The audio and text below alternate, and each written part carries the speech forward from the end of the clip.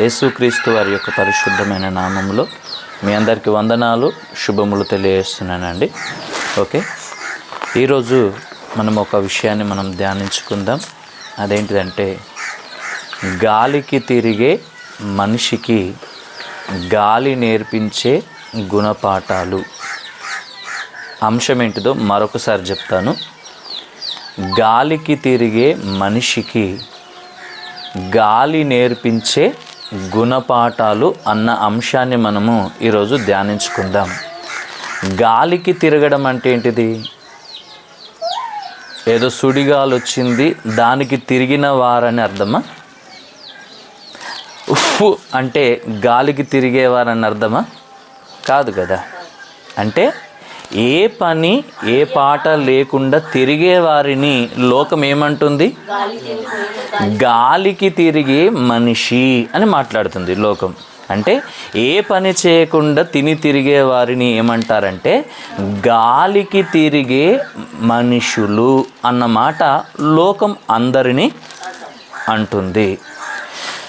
ఒక్క నిమిషం కూడా సమయాన్ని వేస్ట్ చేయకుండా, టైమును వేస్ట్ చేయకుండా, టైమును సద్వినియోగం చేసుకుంటూ కష్టపడి సంపాదించుకునే వారిని గాలికి తిరిగే మనిషి అని ఎవరని అంటారా? ఇప్పుడు అదాని ఉన్నాడండి, అంబానీ ఉన్నాడు, అవునా కదా? వాళ్ళను ఎవరైనా గాలికి తిరిగే మనుషులు అని అంటారా?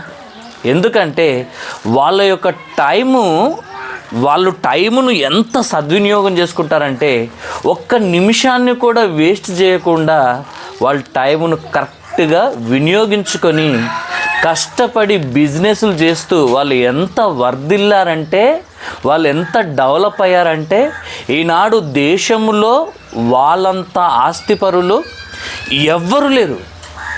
ఇప్పుడు గాలికి తిరిగే మనుషులు అన్న పదం వీళ్ళకి సెట్ అవుతుందా? సెట్ అవ్వదు. ఎందుకంటే వీళ్ళు కష్టపడి పని చేస్తున్నారు, టైం వేస్ట్ చేయకుండా దాన్ని సద్వినియోగం చేసుకుంటూ ఆ సమయాన్ని యూజ్ చేసుకొని డబ్బును సంపాదించుకుంటారు.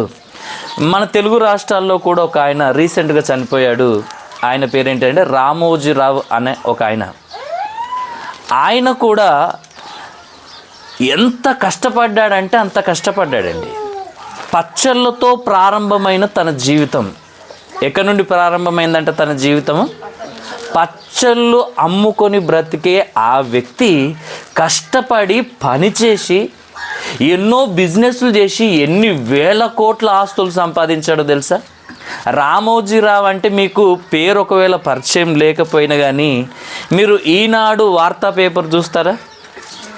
ఈనాడు వార్తాపత్రిక, ఆ వార్తాపత్రికను దాని యొక్క చైర్మన్ అంటారా, లేకుంటే దాని ఎండి అంటారా, దాని యజమానుడు ఈయననే. ఇప్పుడు ఈటీవీ అంటారు చూడండి, ఈటీవీ ఛానల్స్ ఉన్నాయా? ఆ ఈటీవీ ఛానల్స్ అన్నీ కూడా ఆయనే, ఈ వార్తాపత్రికలు కూడా ఆయనే. ఇంకా చెప్పాలంటే హైదరాబాద్లో ఒక వ్యక్తికి 1 ఎకరం ఉండడమే చాలా గొప్ప విషయం, అవునా కదా? హైదరాబాద్ లాంటి సిటీలో ఎకరాలు లేవు, ఇప్పుడు ఫ్లాట్స్ మాత్రమే ఉన్నాయి. అంతగా ఇప్పుడు ఎందుకంటే ఎకరా పొలం కలిగి ఉన్నటువంటి వాళ్ళు హైదరాబాద్లో చాలా అంటే చాలా తక్కువ ఉంటారండి. చాలా అంటే చాలా తక్కువ ఉంటారు. ఏమంటారు, ఫ్లాట్ స్థలాలు ఉంటాయి చూడండి, అలాంటి స్థలాలు కలిగినటువంటి వాళ్ళు ఉంటారు. అలాంటి హైదరాబాద్లో 1650 ఎకరాలు కలిగినటువంటి వ్యక్తి.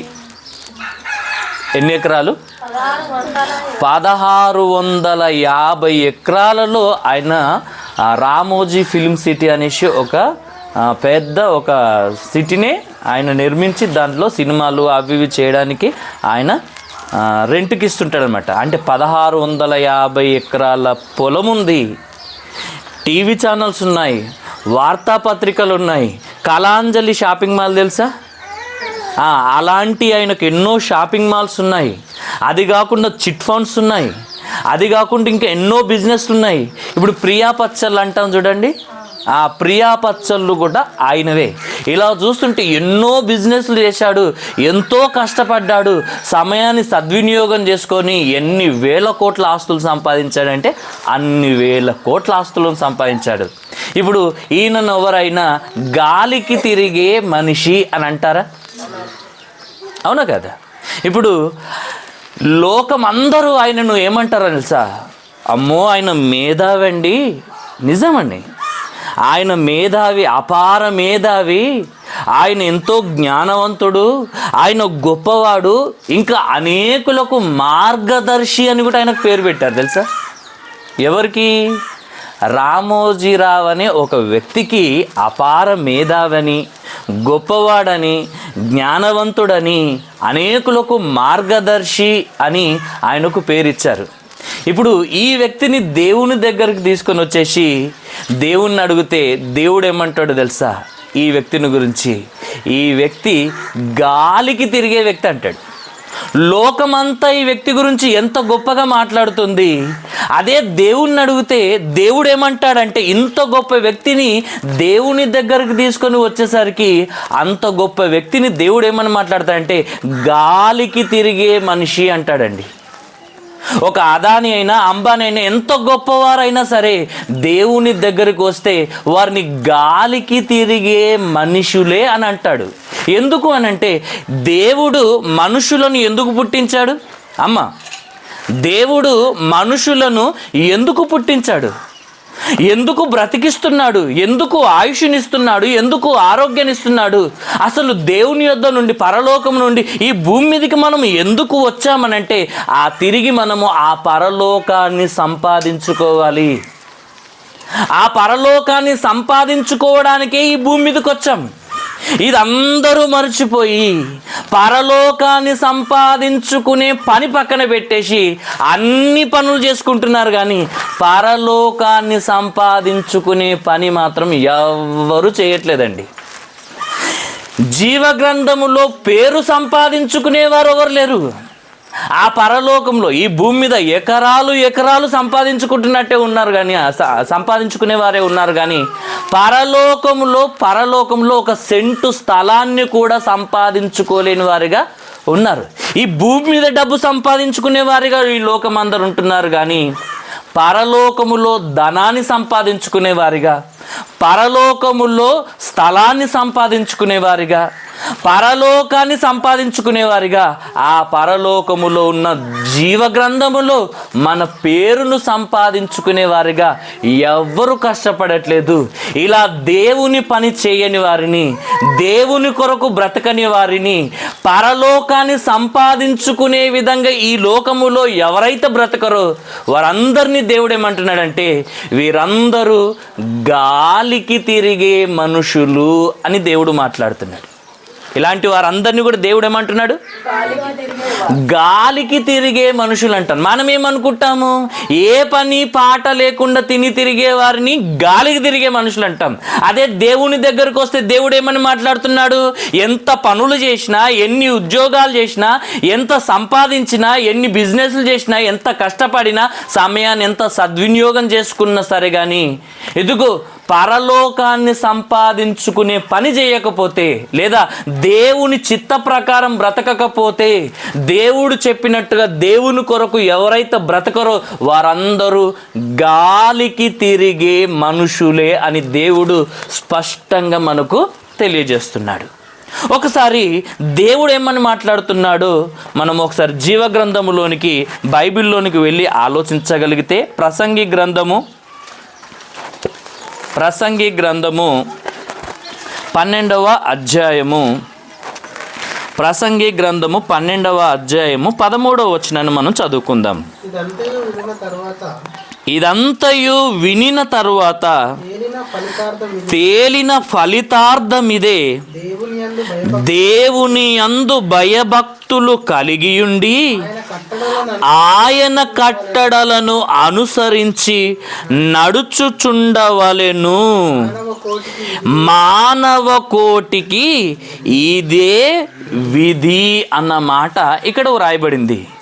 ఇదంతా వినిన తరువాత తేలిన ఫలితార్థం, అన్నిటిని అనుభవించిన తరువాత ప్రపంచములో అందరికంటే ఎక్కువ జ్ఞానవంతుడైనటువంటి సొలొమోను అన్నిటినీ అనుభవపూర్వకంగా తెలుసుకొని ఆయన ఇస్తున్నటువంటి స్టేట్మెంట్ ఏంటిదంటే, దేవుడు ఆయన ద్వారా ఇస్తున్నటువంటి స్టేట్మెంట్. ఏదో సాధారణమైన వ్యక్తితో ఇస్తలేడు స్టేట్మెంట్. ఒక ముఖ్యమంత్రితో ఉంటో, ఒక ప్రధానమంత్రితో ఉంటే దేవుడు స్టేట్మెంట్ ఇవ్వట్లేదు. ప్రపంచములో ఈయనంత జ్ఞానవంతుడు ఎవరు లేరు. అలాంటి ఆ జ్ఞానవంతుడు అన్నిటినీ తెలుసుకొని ఒక స్టేట్మెంట్ను పాస్ చేస్తున్నాడు. దేవుడు ఆయన ద్వారా ఒక స్టేట్మెంట్ను ఇప్పిస్తున్నాడు. అదేంటిదంటే, ఆయన మాట్లాడుతున్నాడు, ఇదంతా వినిన తర్వాత, ఇదంతా చూసిన తర్వాత తేలిన ఫలితార్థం ఏదంటే, ఈ మానవులందరూ కూడా, భూమి మీద బ్రతుకుతున్నటువంటి మానవులందరూ కూడా దేవుని యందు భయభక్తులు కలిగి ఆయన కట్టడలను అనుసరించి నడుచుకొనుటయే మానవ కోటికి విధి అన్నమాట. ఎలా బ్రతకాలంట మనుషులందరూ కూడా?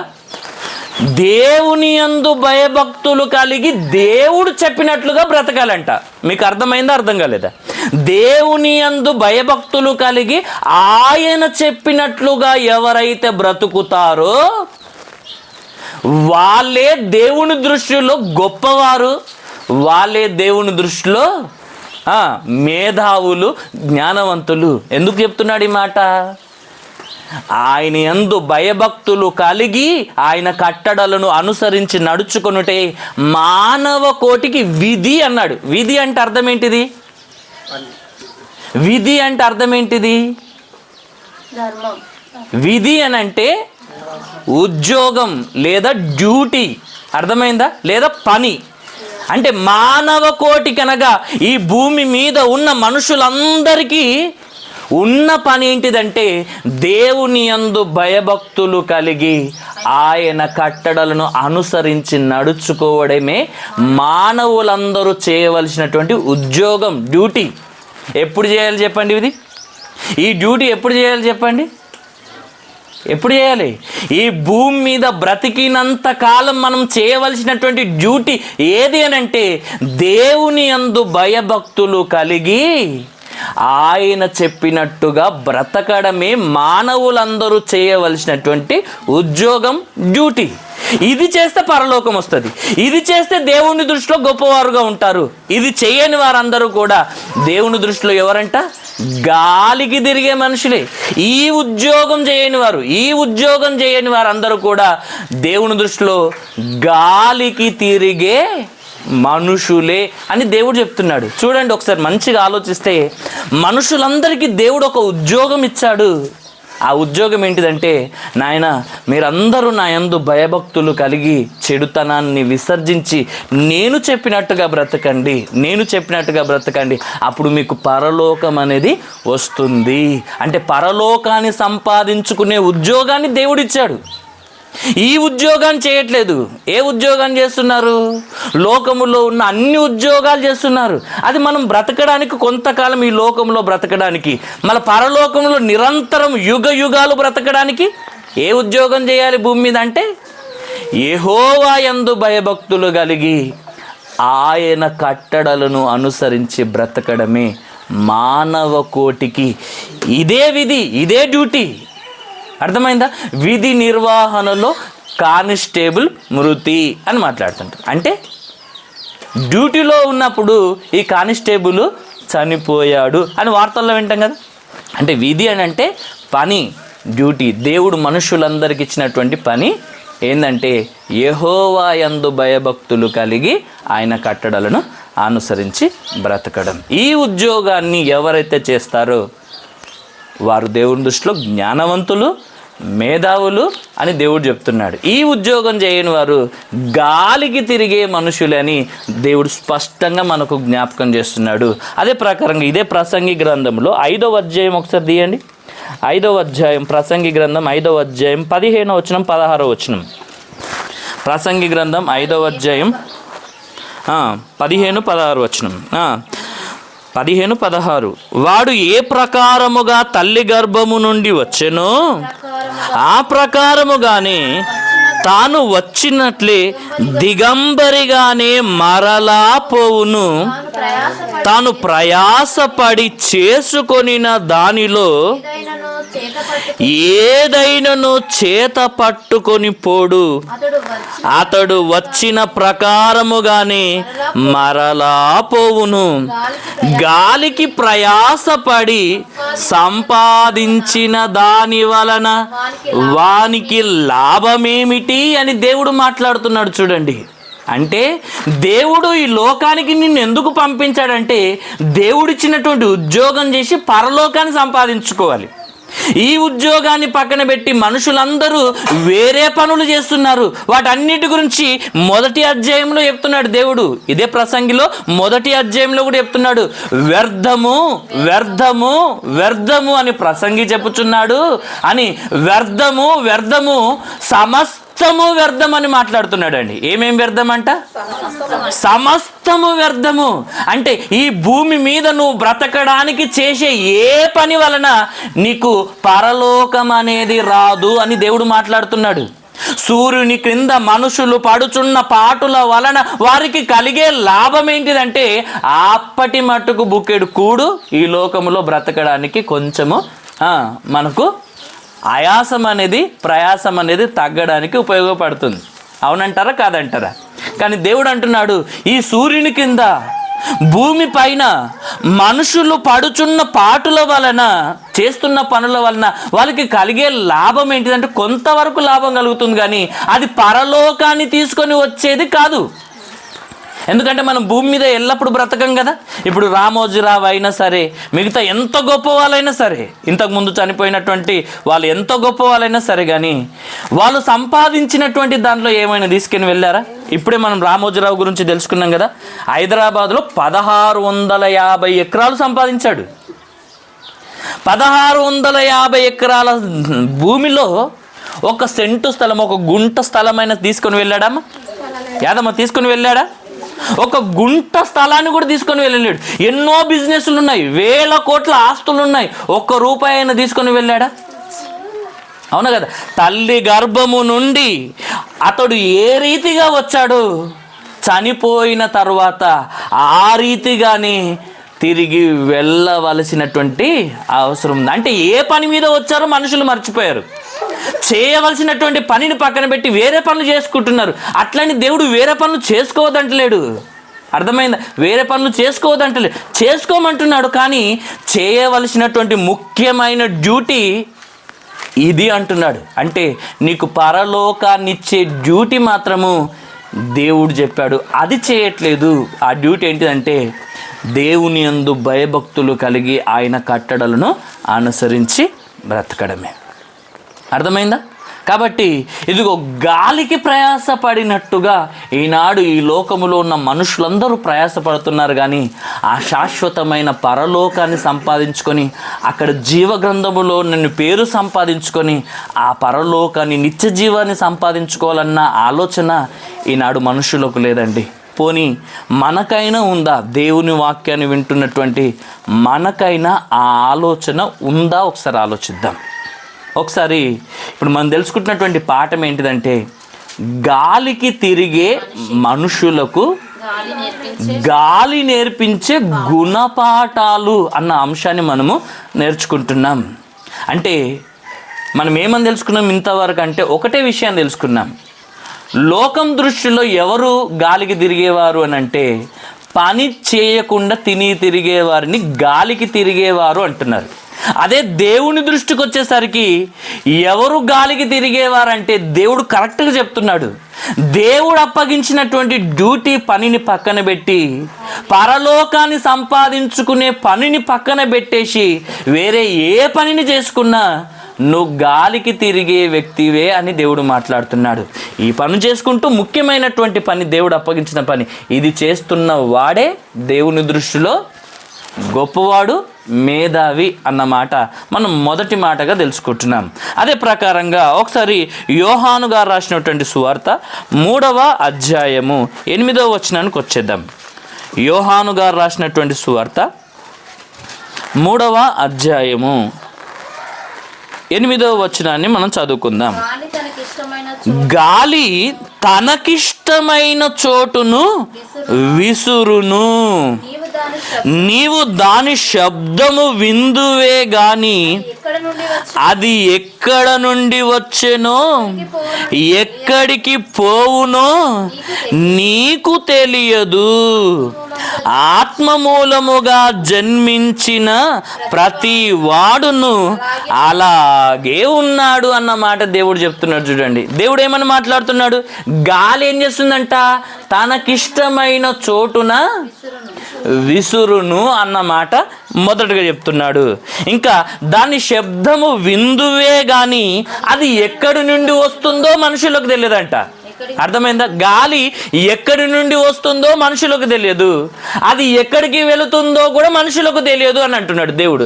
చూడండి, మీరు చాలా ఇప్పుడు చెప్పే మాటలు కనుక మీరు జాగ్రత్తగా ఆలోచించగలిగితే, ఇప్పుడు చెప్పే మాటలు ఒక శాస్త్రవేత్తలే చెప్పలేని సంగతులు బైబిల్లో దేవుడు ఎన్ని రాయించాడో చూడండి, మీకు అర్థమవుతుంది. ఇప్పుడు ముందుకు వెళ్తుంటే శాస్త్రవేత్తలే చెప్పని ఎన్నో సంగతులు దేవుడు రాయించాడు. గాలి తనకిష్టమైన చోటున విసురును అంటున్నాడు. అది ఎక్కడి నుండి వస్తుందో, అది ఎక్కడికి వెళుతుందో మనుషులకు తెలియదు అని దేవుడు మాట్లాడుతూ, గాలిని గురించి మాట్లాడుతూ, ఆత్మ మూలముగా జన్మించిన వాడు అనగా ఆత్మ మూలముగా జన్మించిన వాడు అనగా బాప్తిస్మము తీసుకొని క్రైస్తవుడిగా మారినవాడు, లేదా దేవుని కుమారుడుగా, దేవుని బిడ్డగా మారినటువంటి వారిని దేవుడు ఎవరితో పోలుస్తున్నాడు చెప్పండి? ఇప్పుడు అలాగే ఉండునంటే ఎలాగూ? దేవుడు ఎవరి గురించి మాట్లాడుతున్నాడు? దేని గురించి మాట్లాడుతున్నాడు? గాలి గురించే మాట్లాడుతున్నాడు. ఆత్మ మూలముగా జన్మించిన వాడు దేనిని పోలి ఉన్నాడంట? గాలిని పోలి ఉన్నాడు. అంటే బాప్తిస్మం తీసుకున్న ప్రతి ఒక్కరిని, లేదా క్రైస్తవులైనటువంటి వారందరినీ దేవుడు దేనితో పోలుస్తున్నాడు? అందరు చెప్పాలి. దేనితో పోలుస్తున్నాడు? గాలితో దేవుడు పోలుస్తున్నాడంటే ఇప్పుడు గాలికి ఉన్నటువంటి లక్షణాలన్నీ కూడా ఎవరిలో ఉండాలి చెప్పండి? ఇప్పుడు మనలో ఉండాలి. ఆ గాలి ఎంత గొప్పదో మనకు అర్థమైతే, ఆ గాలికి ఉన్నటువంటి లక్షణాలలో మనకెన్ని లక్షణాలు ఉన్నాయి? అర్థమైందా? దేవుడు గాలిని ఎవరితో పోలుస్తున్నాడు? గాలిని ఎవరితో పోలుస్తున్నాడు? క్రైస్తవులతో, బాప్తిస్మం తీసుకున్నటువంటి వాళ్ళతో పోలుస్తున్నాడు. కాబట్టి ఆలోచించాల్సినటువంటి అవసరం ఎంతైనా ఉంది. ఎన్నో సంగతులు మనకు తేటపడతాయి. అంటే క్రైస్తవులను గాలితో పోలుస్తున్నాడు అన్నమాట మనకు అర్థమవుతుంది. అమ్మ, క్రైస్తవులను, దేవుని పిల్లలను దేవుడు ఎవరితో పోలుస్తున్నాడు? గాలితో దేవుడు పోలుస్తున్నాడు అంటే మనము ఆలోచించాలి. ఇప్పుడు అర్థం చేసుకుందాం. ఇప్పుడు పంచభూతాలలో గాలి కూడా ఒకటి, అవునా కదా? ఆకాశము, భూమి, నింగి, నీరు, నిప్పు, వీటిని ఏమంటాము? పంచభూతాలు అంటాం, అవునా కదా? ఈ పంచభూతాలలో గాలి అనేది ఒకటి. అర్థమైందా? అర్థం కాలేదు. ఈ పంచభూతాలలో గాలి అనేది కూడా ఒకటి. ఇప్పుడు గాలి ఎలా పుడుతుంది అన్నది మనం ఆలోచించగలిగితే, గాలి ఎలా పుట్టుతుంది అని మనం ఆలోచించగలిగితే, ఇప్పుడు నేను అదే ప్రశ్న మీకేస్తాను. గాలి ఎలా పుడుతుంది అన్నమాట నేను చెప్పాను అనుకో, ఇప్పుడు మీరేమంటారు? చాలామంది ఏమంటారంటే చెట్ల నుండే పుడుతుంది అన్నమాట చాలామంది అంటారు. స్కూల్లో కూడా పిల్లలకు నేర్పించే పాఠాల్లో కూడా వాళ్ళు ఏం నేర్పిస్తారు? గాలి చెట్ల నుండే పుడుతుంది అన్నమాట అంటారు. అదే దేవుడిని అడిగితే దేవుడు ఏమంటాడో తెలుసా? ఒకసారి చూడండి, హోషేయ గ్రంథం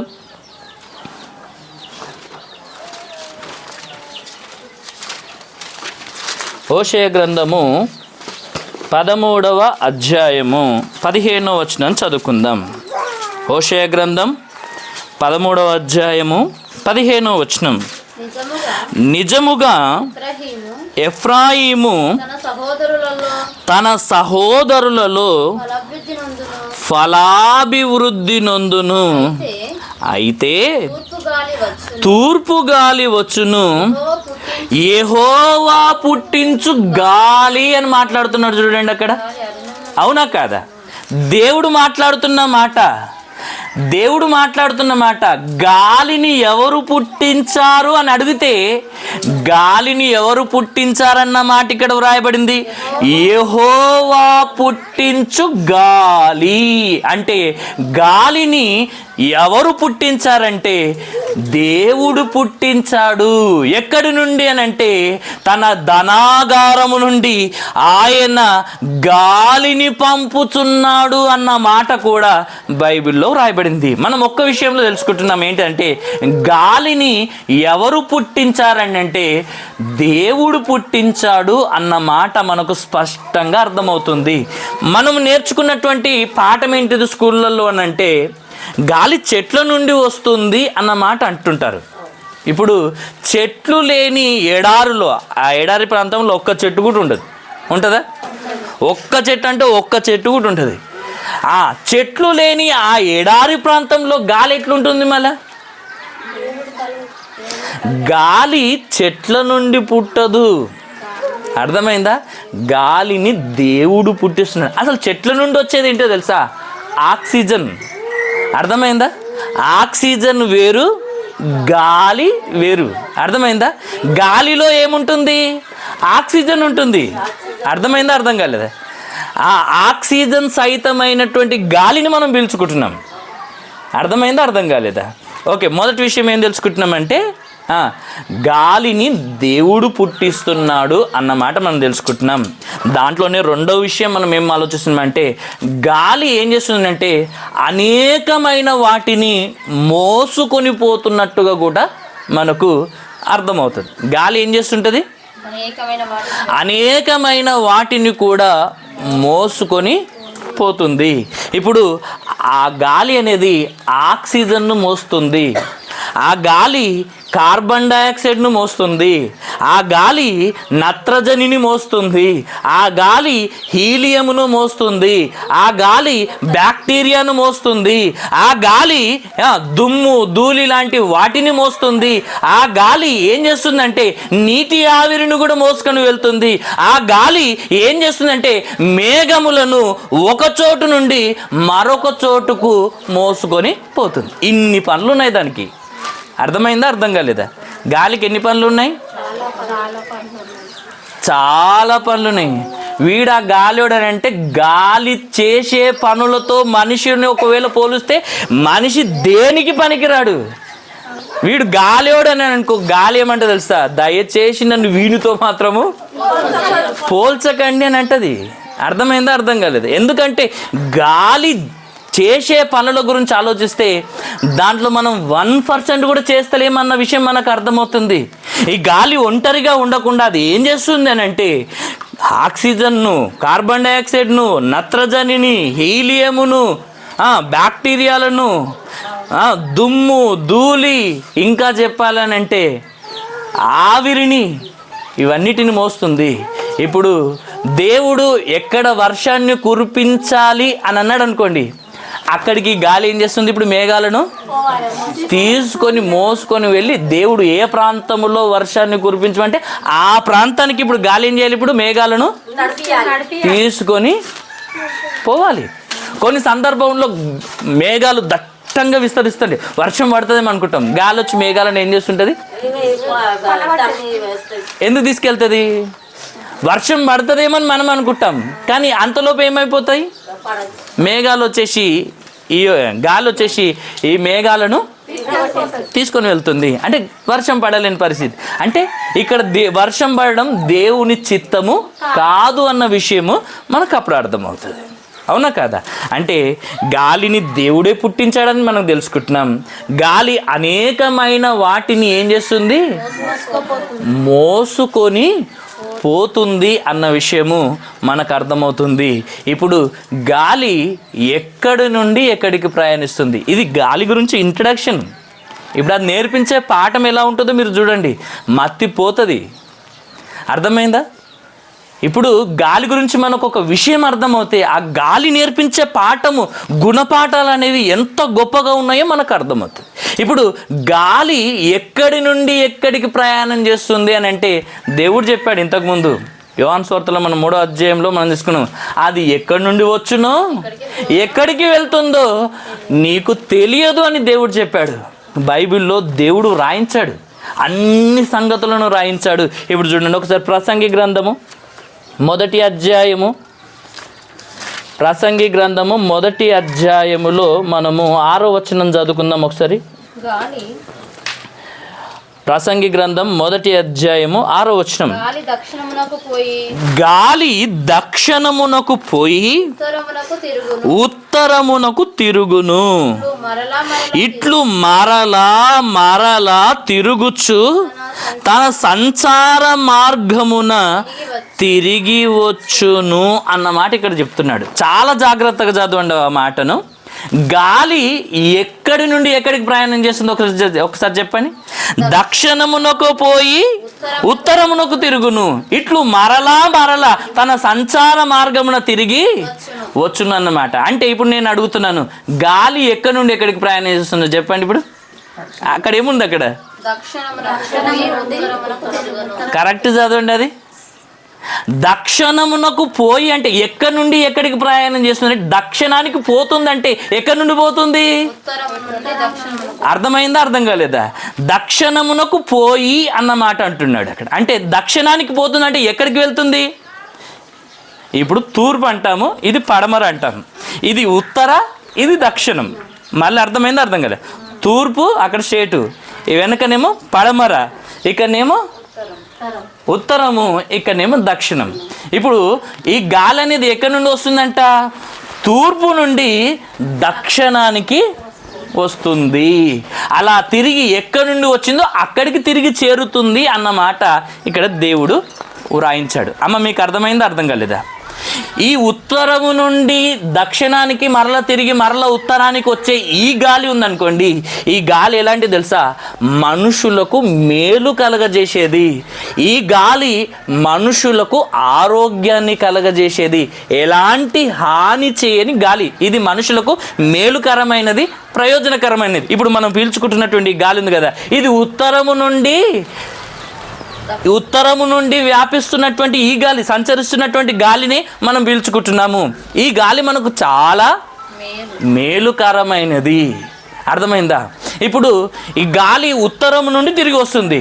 ఈ భూమి ఏంటంటే దానికి రివర్స్లో తిరుగుతుంది. అలా తిరగడం ద్వారా ఈ గాలి అనేది భూమి అంతటా కూడా వ్యాపించేటట్లు దేవుడు ఎలాంటి సెటప్ చేశాడంటే మనం మతిపోయేటట్లు, అసలు ఇది ఆలోచిస్తే మన ఆలోచనలే మారిపోయి, అరే దేవుడు ఇంత గొప్పగా దేవుడు చేశాడా అన్న ఆలోచనలు మనకు వస్తాయండి. అర్థమైందా? ఈ భూమి అంతటా గాలి నిండి విస్తరించాలంటే దేవుడు దానికి ఒక మార్గాన్ని నియమించాడు. ఆ మార్గంలోనే వెళ్ళాలి. భూమి తిరిగే మార్గాన్ని దేవుడు ఏర్పాటు చేశాడు. ఆ క్రమంలో మొత్తం ఆ భూమి మీద మొత్తము వ్యాపించేటట్లు దేవుడు ఆ గాలిని విస్తరింపజేశాడు. ఇప్పుడు ఒకవేళ ఆ గాలి ఉత్తరము నుండి కాకుండా వేరే దిక్కు నుండి ఒకవేళ గాలి కనుక వచ్చిందనుకోండి, ఏం జరుగుతుందో ఒకసారి మనం ఆలోచిస్తే మనకు ఎన్నో విషయాలు అర్థమవుతుంది. ఒకసారి యోబు గ్రంథం నిర్గమకాండం తీయండి. నిర్గమకాండము 10వ అధ్యాయము, నిర్గమకాండము 10వ అధ్యాయము. ఒక ఫోన్ ఇక్కడ పెట్టండి. నిర్గమకాండము 10వ అధ్యాయము 19వ వచనం చదువుకుందాం.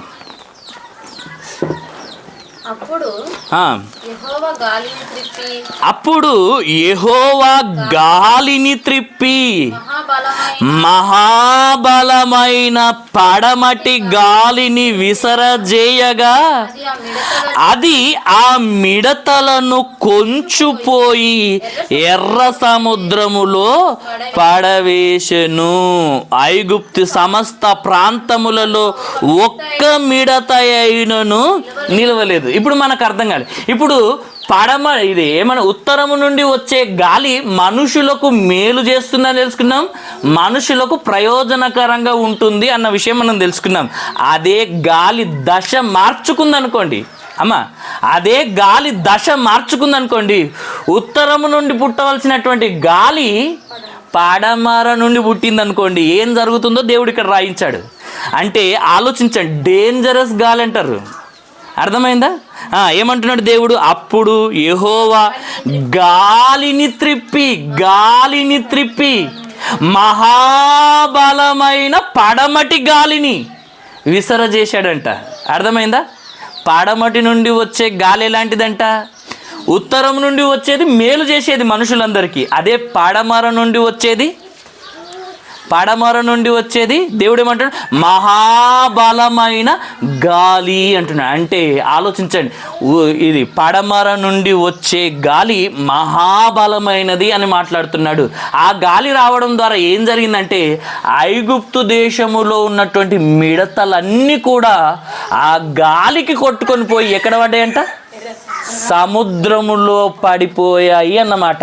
ఒక్క మిడత లేకుండా, మీరు ఆలోచించండి, ఒక్క మిడత లేకుండా ఐగుప్తు దేశములో ఉన్న మిడతలన్నీ కూడా ఆ గాలికి కొట్టుకొని పోయి సముద్రములో పడిపోయాయంటే మీరు ఆలోచించండి, ఆ గాలి ఎంత బలమైనదో మీకు అర్థం కావాలి.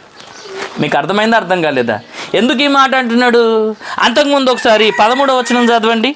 ఇదే అధ్యాయంలో, నిర్గమకాండం 10వ అధ్యాయంలో 13వ వచనం చదవండి ఒకసారి. మోషే ఐగుప్తు దేశం మీద తన కర్రను చాపగా యెహోవా ఆ పగలంతయు ఆ రాత్రి అంతయు ఆ దేశము మీద తూర్పు గాలి విసరజేయగా. ఇంతకుముందు మనం ఏం తెలుసుకున్నాము? పడమట గాలి. ఇప్పుడు దేవుడు తూర్పు నుండి గాలిని పుట్టించినప్పుడు ఏం జరుగుతుందో ఇప్పుడు చూడండి. తూర్పు నుండి దేవుడు గాలిని పుట్టించినప్పుడు ఏం జరిగిందంట? తూర్పు నుండి దేవుడు గాలిని కలగజేసినప్పుడు ఆ గాలికి ఏమొచ్చినాయంటే చెప్పండి, ఐగుప్తు దేశంలోనికి 10 తెగుళ్ళు దేవుడు కలిగించాడు కదా. ఆ 10 తెగుళ్ళలో మిడతలను కూడా పంపించాడు కదా.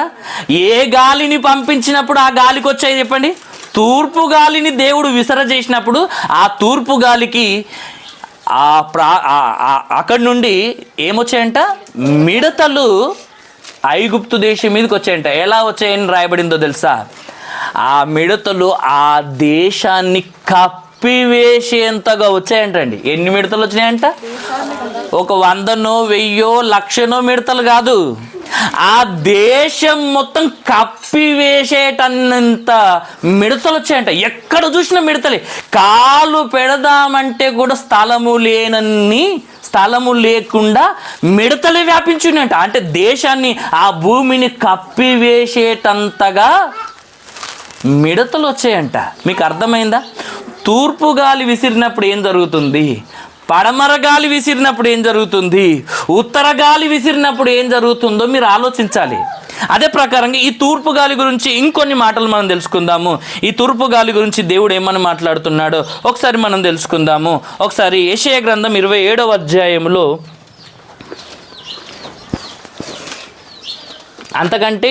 అంతకంటే ముందు యోబు గ్రంథం ఒకసారి తీయండి. 27వ అధ్యాయంలో, యోబు గ్రంథం 27వ అధ్యాయము,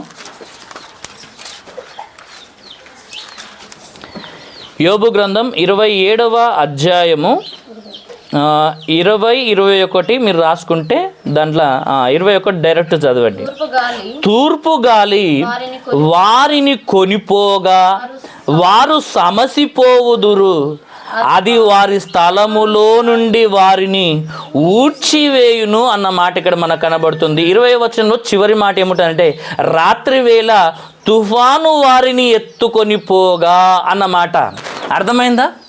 ఇక్కడ రాత్రి వేళ తుఫాను కలిగింది అని అంటున్నాడు. 21వ వచనంలో తూర్పు గాలి వారిని కొనిపోగా వారు సమసిపోతున్నారు, చనిపోతున్నారు, అది వారి స్థలములో నుండి వారిని ఊడ్చివేయుచున్నది అని అంటే మీకేం అర్థమైంది చెప్పండి? ఈ తూర్పు గాలి విసరడము ద్వారా ఏం జరుగుతుందంటున్నాడంటే తుఫానులు వస్తున్నాయి అన్నమాట. తుఫాను ఎప్పుడు వస్తుందంటే తెలుసా? తూర్పు గాలి విసిరినప్పుడు తుఫాను వస్తుంది. ఇంకా మీకు క్లారిటీ కావాలంటే యెషయా గ్రంథం 27వ అధ్యాయం 8వ వచనం చదవండి. ఇప్పుడు మీకు ఇంకా క్లారిటీగా అర్థమవుతుంది. యెషయా గ్రంథము 27వ అధ్యాయము 8వ వచనం. నీవు దాన్ని వెళ్ళగొట్టినప్పుడు మితముగా దానికి శిక్ష విధించితివి. తూర్పు గాలిని తెప్పించి కఠినమైన తుఫాను చేత దానిని తొలగించితివి అన్న మాట ఇక్కడ కనబడుతుంది చూడండి.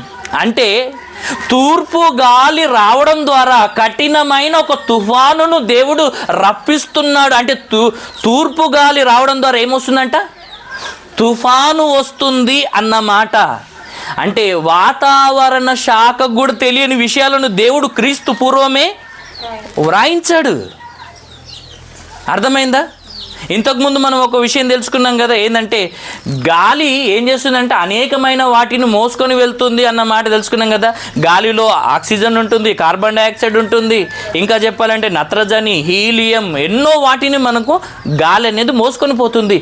ఆ రీతిగా ఆలోచిస్తే గాలికి బరువు కూడా ఉందన్నమాట దేవుడు ముందే క్రీస్తు పూర్వమే దేవుడు చెప్పాడు.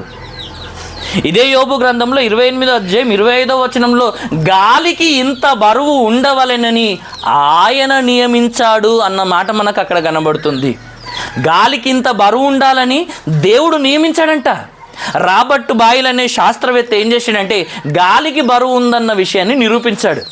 ఆయన క్రీస్తు శకము 1600 సంవత్సరంలో ఆయన గాలికి బరువు ఉందని చెప్పాడు. దేవుడు ఎప్పుడు రాయించాడు? క్రీస్తుకు పూర్వమే యోబు గ్రంథములో దేవుడు రాయించాడు. అర్థమైందా? అర్థం కాలేదా? క్రీస్తుకు పూర్వమే దేవుడు వ్రాయించాడని అంటే ఆలోచించండి. దేవుడు ఎన్ని సంగతులను చెప్పాడు. గాలి ఎక్కడి నుండి వస్తుంది, ఎక్కడి నుండి పుడుతుంది, అసలు ఎవరు పుట్టిస్తున్నారు అనేది తెలుసుకున్నాము. అదే ప్రకారంగా అది ఎక్కడి నుండి వస్తుందన్న విషయం తెలుసుకున్నాము. ఏ గాలి ప్రమాదకరంగా ఉందో తెలుసుకుంటున్నాము. పడమరి గాలి అది బలమైన గాలిగా కనబడుతుందని తెలుసుకున్నాము. పడమటి గాలిని విసరడం ద్వారా ఆ దేశాన్ని కప్పివేసినటువంటి ఆ మిడతలన్నీ కొట్టుకొని పోయి ఎర్ర సముద్రంలో పడ్డాయి. తూర్పు గాలిని దేవుడు రప్పించడం ద్వారా ఆ గాలికి ఏమొచ్చాయంట? మిడతలన్నీ వచ్చాయంట. ఆ తూర్పు గాలికి ఇంకా ఏమొస్తుందంటే తుఫానులు కూడా వస్తున్నాయి అన్నమాట దేవుడు రాయించాడు. అదే ప్రకారంగా ఒకసారి ఇదే యోబు గ్రంథంలో 37వ అధ్యాయం తీయండి. ఒకసారి యోబు గ్రంథం 37వ అధ్యాయం 17వ వచనం చదవండి. యోబు గ్రంథం 37వ అధ్యాయము 17వ వచనం. దక్షిణపు గాలి విసురుట చేత ఉబ్బవేయునప్పుడు నీ వస్త్రములెట్లు వెచ్చబడినది నీకు తెలియనా అన్న మాట ఇక్కడ మనకు కనబడుతుంది. అర్థమైందా? దక్షిణ గాలి ఏం చేస్తుందంటే ఇప్పుడు అర్థమైందా? వడగాలులు ఎట్లొస్తాయి చెప్పండి? ఆ వడగాలులన్నీ ఎక్కడికి వెళ్ళి వస్తాయంట? దక్షిణపు గాలి నుండి వస్తాయంట. అర్థమైందా? అర్థం కాలే. దక్షిణం నుండి వచ్చే గాలి వడగాలులు. ఆ గాలి వస్తే ఉబ్బవేసినట్లు మనకు కనబడుతుందంట. అర్థమైందా? అంటే దక్షిణపు గాలి నుండి అలా మనకు కనబడుతుంది. అదే విషయాన్ని దేవుడు మరొక సందర్భం కూడా చెప్పాడు. 9వ వచనంలో, ఇదే 37వ అధ్యాయం 9వ వచనంలో కూడా దేవుడు ఒక మాట మాట్లాడుతున్నాడు చూడండి. మరుగు స్థలములో నుండి తుఫాను వచ్చును, ఉత్తర దిక్కు నుండి చలి వచ్చును, దేవుని ఊపిరి వలన మంచు పుట్టును. ఓకే, ఇక్కడ మనకు సందర్భం ఏంటి అంటే మనం ఎన్ని విషయాలు తెలుసుకున్నాము? ఇప్పుడు ఎన్ని విషయాలు తెలుసుకున్నాము? ఉత్తరం నుండి వచ్చే గాలి మనుషులకు మేలు చేస్తుంది అన్న విషయం తెలుసుకున్నాం. పడమరు నుండి వచ్చే బలమైన గాలి ఏం చేస్తుందని అంటే ఇంతకుముందు మనం తెలుసుకున్నాం కదా, ఏం చేసింది అక్కడ? ఆ దేశాన్ని కప్పివేసినటువంటి మిడతలన్నిటిని కొట్టుకొని పోయి సముద్రంలో పడవేసేటట్లు చేసింది. ఒక్క మిడతను కూడా ఉంచకుండా. అంత బలమైన గాలి, ఒక్క మిడతను కూడా విడిచిపెట్టలేంటే మీరు ఆలోచించండి. తూర్పు నుండి పుట్టే గాలి ఏం చేస్తుంది? చలిని కలగజేస్తుంది, తుఫాన్ను కలగజేస్తుంది అన్న విషయాన్ని కూడా మనం నేర్చుకున్నాం. అదే ప్రకారంగా దక్షిణము నుండి వచ్చే గాలిని మనం చూసినట్టయితే అది ఉబ్బరిచ్చేటట్లు చేస్తుంది, అంటే ఉబ్బవేయునట్లు చేస్తుంది, వడగాలులు వచ్చేటట్లు చేస్తుంది అన్న విషయం కూడా మనము నేర్చుకున్నాం. ఇంకా లూకా సువార్త 12వ అధ్యాయంలో 55వ వచనంలో అక్కడ యేసు ప్రభు మాట్లాడినప్పుడు చూస్తుంటే దక్షిణం నుండి గాలి వీచుట చేత మీరు ఏమని అనుకుంటారని చెప్తున్నాడు అక్కడ. చూడండి, లూకా సువార్త 12వ అధ్యాయము 55వ వచనం. దక్షిణపు గాలి విసురుట చేత చూచినప్పుడు వడగాలి కొట్టునని చెప్పుదురు. అవునా కదా, అలాగే జరుగును. ఇప్పుడు మీకు అర్థమైందా? ఈ గాలులు ఏం చేస్తాయో మనం ఇంట్రడక్షన్గా కొన్ని మాటలు తెలుసుకున్నాం. ఇప్పుడు ఇదంతా మీ మనసులో పెట్టుకోనండి, గాలి గురించినటువంటి ఇంట్రడక్షన్ మనం తెలుసుకున్నాం. ఇప్పుడు ఆ గాలి మనుషులకు నేర్పించే పాఠం. దేని గురించి తెలుసుకుంటున్నాం మనం ఇప్పుడు గాలి గురించి ఇన్ని విషయాలు మనం ఆలోచించాము కదా. ఇప్పుడు ఆ గాలి నేర్పించే గుణపాఠాల గురించి ఇప్పుడు మనము ఆలోచిద్దాము. అందరూ జాగ్రత్తగా వినాల్సిందిగా మీ అందరికీ జ్ఞాపకం చేస్తున్నాను. ఇప్పుడు గాలి అనేది భూమి అంతటా ఏం చేస్తుంది? అది భూమి అంతటా అందరి దగ్గరికి వెళ్తుందా, కొందరి దగ్గరికి వెళ్తుందా? ఇప్పుడు మొదటి పాయింట్ చెప్తున్నాను, మీరు జాగ్రత్తగా రాసుకోనండి, ప్రతి పాయింట్ రాసుకోనండి. ఈ గాలి భూమి మీద ఉన్న అందరి దగ్గరికి వెళ్తుందా, కొందరి దగ్గరికి వెళ్తుందా? అవునా కదా, అందరి దగ్గరికి వెళ్తుంది.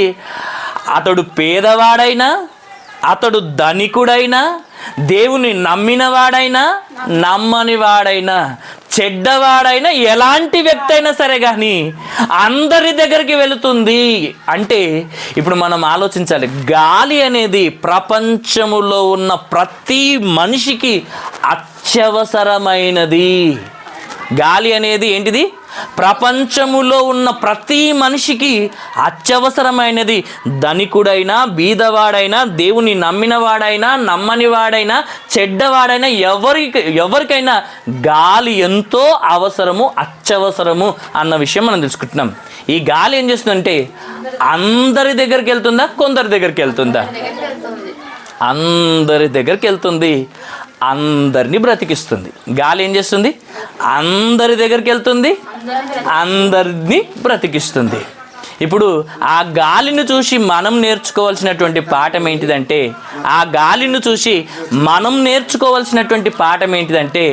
ఇప్పుడు గాలి అందరినీ ప్రేమిస్తుంది. మనము కూడా ఏం చేయాలి? ఇప్పుడు అమ్మ, మనం కూడా ఏం చేయాలి?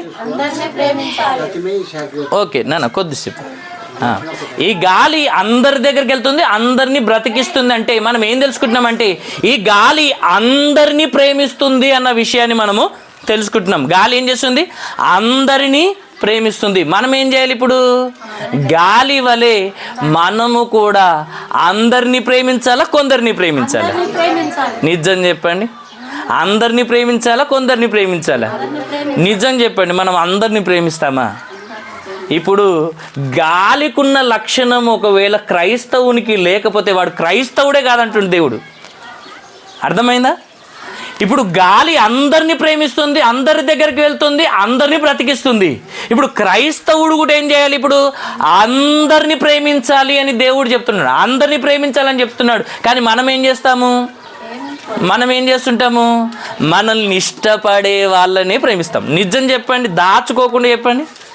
ఎవరని అంటారా? మనల్ని ఎవరైతే ఇష్టపడతారో వాళ్ళనే ప్రేమిస్తాము, మనల్ని ఎవరైతే ఇష్టపడరో వాళ్ళను ప్రేమించము, ద్వేషిస్తాము. అవునా కదా? ఇప్పుడు గాలి కూడా అలానే అనుకుంది అనుకోండి, మనుషుల బ్రతికి ఏమవుతుంది చెప్పండి? ఇప్పుడు గాలిగుట నాకు కూడా కొందరంటేనే ఇష్టము, అందరంటే ఇష్టం లేదు, నేను అందరి దగ్గరికి వెళ్ళను, కొందరి దగ్గరికి వెళ్తాను అన్నది అనుకోండి, మిగతా వాళ్ళ పరిస్థితి ఏంటిది? అవునా కదా? ఇదిగో ఈయన అంటే నాకు ఇష్టం లేదు, ఈయన దగ్గరికి వెళ్ళను అన్నది అనుకోండి గాలి. ఇప్పుడు వాడు ఏమవుతాడు? ఇప్పుడు ఈయన పొట్ట పెద్దగా ఉంది, ఇంత గాలిని వీలు చేస్తున్నాడు ఈయన, అమ్మో నేను ఈయన దగ్గరికి అసలే పోనన్నాడు అనుకోండి, గాలి అన్నది అనుకోండి, ఇప్పుడు ఆయన పరిస్థితి ఏమవుతుంది? అవును కదా? ఈయన చెడ్డవాడు, ఈయన వ్యభిచారి, ఈయన దొంగ, ఈయన దగ్గరికి నేను వెళ్ళను, ఈయన శరీరంలోనికి నేను వెళ్ళను అని ఒకవేళ గాలి అనుకుంది అనుకోండి, ఎలా ఉంటుంది పరిస్థితి చెప్పండి? అంటే చెడ్డవాడినైనా అలానే ప్రేమిస్తుంది, మంచివాడినైనా అలానే ప్రేమిస్తుంది, నమ్మిన వాడినైనా అలానే ప్రేమిస్తుంది, దేవుణ్ణి నమ్మని వ్యక్తినైనా అలానే ప్రేమిస్తుంది. దేవుని కొరకు బ్రతికినా బ్రతకకపోయినా, ఆయన నమ్మినా నమ్మకపోయినా, దేవుడు అంటే ఇంకొక మాట, ధనవంతుడైనా బీదవాడైనా ఎవరినైనా సరే అది సమానంగా ప్రేమిస్తుంది. పక్షపాతమే లేదు. మనకు మాత్రము పక్షపాతం ఉంటుంది. మనల్ని ప్రేమించిన వాళ్ళనే ప్రేమిస్తాం, మనల్ని ప్రేమించని వారిని మనం ప్రేమించాం. మనకు ఎవరైతే వందనాలు చెప్తారో వాళ్ళకే వందనాలు చెప్తాము, మిగతా వాళ్ళకు మనము చెప్పము. మనకు పక్షపాతం, నా ఇంటోడు నావోడు అన్న పక్షపాతం మనకు ఉంటుంది. అర్థమైంది? గాలికి అలాంటి పక్షపాతం లేదు. అంటే మనం దీని ద్వారా మనం నేర్చుకుంటుంది ఏంటంటే, గాలి అందరినీ ప్రేమిస్తున్నట్టుగా మనము కూడా ఏం చేయాలంట? మత్తయి సువార్తలో 5వ అధ్యాయం 6వ అధ్యాయం యేసుప్రభు చెప్పిన మాటలు మనం గుర్తు చేసుకోవాలి. నీ శత్రువును సైతం నువ్వు ప్రేమించాలి, అందరినీ ప్రేమించాలన్నాడు. దానిలో శత్రువులు కూడా ఉన్నారా? ఉన్నారు. అయితే క్రైస్తవుడుగా నీవు నేనేం చేయాలంటే, గాలి వలె మన శత్రువులను కూడా ప్రేమించాలి. ప్రభువా, వీడు నీ చిత్త ప్రకారం బ్రతుకుతలేడు ప్రభువా, వీని దగ్గరికి వెళ్ళాలంటే నీకు అవన్నీ అనవసరము, నేను చెప్పిన పని చెయ్యి. చేస్తుందా చేస్తలేదా? గాలి అందరినీ ప్రేమిస్తుందా ప్రేమిస్తలేదా? పక్షపాతం ఉందా దానికి? లేదు. మనం కూడా ఏంటంటే అందరినీ సమానంగా ప్రేమించాలి. ఏం చేయాలంట? అందరినీ సమానంగా ప్రేమించాలి. మనల్ని ఇష్టపడిన వాళ్ళనే ప్రేమించడం కాదు, మనల్ని వందనాలు చెప్పిన వాళ్ళనే ప్రేమించడం కాదు, కొందరిని ప్రేమించి కొందరిని ద్వేషించడం కాదు, అందరినీ ప్రేమించాలి. దాంట్లో శత్రువులను కూడా ప్రేమించాలి అని దేవుడు మనకు నేర్పిస్తున్న మొదటి పాఠం. అర్థమైందా? ఒకవేళ గాలికున్న ఈ లక్షణం మనకు లేదనుకోండి, గాలికి ఉన్నటువంటి ఈ లక్షణము మనకు లేకపోతే దేవుడు ఏమంటున్నాడంటే, నువ్వు అసలు క్రైస్తవుడవే కాదు, నువ్వు ఆత్మ మూలముగా జన్మించిన వాడవే కావు అన్నమాట దేవుడు చెప్తున్నాడు. ఓకే, గాలి గురించిన మొదటి పాఠం గుణపాఠం. రెండో గుణపాఠం ఏంటంటే, గాలి కనిపించదు కానీ సేవ చేస్తుంది. అర్థమైంది? అర్థం కాలేదు? గాలి ఏం చేస్తుంది? కనిపించదు, కంటికి కనిపించదు, కానీ మనుషులందరికీ ఏం చేస్తుంది? అది సేవ చేస్తుందా? సేవ చేస్తలేదా? అవునా కదా?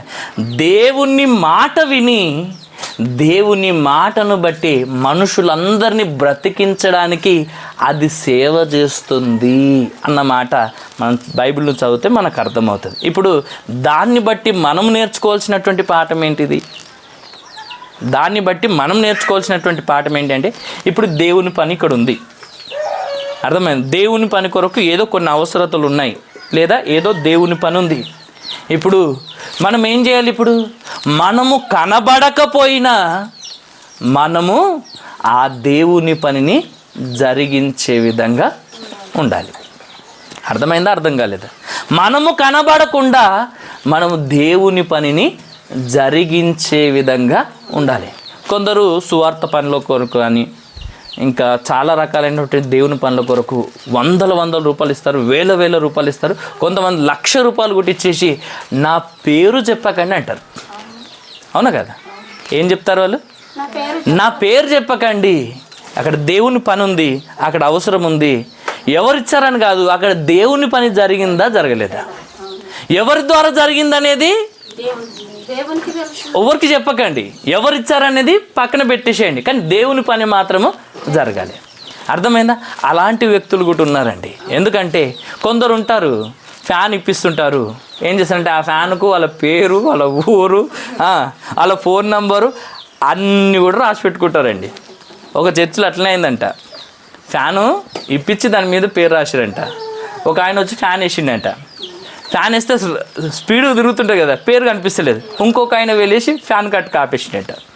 ఎందుకు ఆపేసినామంటే ఆ ఫ్యాన్ ఇప్పించింది నేనే అన్న విషయము కూర్చున్న వాళ్ళందరికీ తెలియాలి కదా. అర్థమైందా? అసలు ఫ్యాన్ ఎందుకు తీసుకున్నారు? అందరికీ గాలి రావడానికి కదా. ఇప్పుడు గాలి రాకుండానైనా సరే ఉండాలి, కానీ ఆ పేరు మాత్రం అందరికీ కనబడాలి. మనము కొంచెం హెల్ప్ చేస్తాము, అందరికీ తెలియజేయాలి, అందరికీ చెప్పుకోవాలి. అవునా కదా? ఒక 10,000 ఇప్పుడు మీలో ఎవరన్నా ఇచ్చారనుకోండి, ఇప్పుడు మీ ఆలోచన ఎట్లుంటుంది చెప్పండి? అందరి ముంగట ఇగో పలానా శోభమ్మ 10,000, అంటే మీరు తప్పుగా అనుకోకండి, ఇట్లాంటి మనసు ఉంటుందని చెప్తున్నా. పలానా శోభమ్మ 10,000 ఇచ్చిందని అందరి దగ్గర చెప్పాలని కోరుకుంటుందా, చెప్పాలని కోరుకోరా? ఆమెనంటలేదు. ఇలాంటి మనసు అందరికీ ఉంటుంది అన్నమాట. అంటే అందరి దృష్టిలో నేను కనబడాలి అన్న ఆలోచన. ఇప్పుడు నేనే ఉన్నాను అనుకో, ఇప్పుడు ఒకవేళ నేను చెప్పలేను అనుకో, చూసినావా నా పేరు చెప్పలేరని ఇలా అనుకునే వాళ్ళు కూడా చాలామంది ఉంటారు. అవును కదా, నా పేరు చెప్పలేరు కాబట్టి ఇంకొకసారి ఇయ్యగుట అనుకుంటారండి. అవునంటారా కాదండి? ఇలాంటి వాళ్ళు ఉన్నారా లేరా? ఉన్నారు, చాలామంది ఉన్నారండి. అవును కదా, ఏం చేసినా అందరికీ తెలియజేసుకోవాలి, అందరి దగ్గర గొప్ప పేరు తెచ్చుకోవాలన్న ఆలోచన ఉంటుంది. కానీ ఎవరికి కనబడకుండా దేవుని పనిని చేసి దేవుని చిత్తాన్ని జరిగించేవారు ఎంతమంది ఉన్నారు? నువ్వు సహాయం చేస్తున్నప్పుడు అందరూ నిన్ను మెచ్చుకోరనుకో, దేవుని వల్ల నీకు ప్రతిఫలం ఉండదు.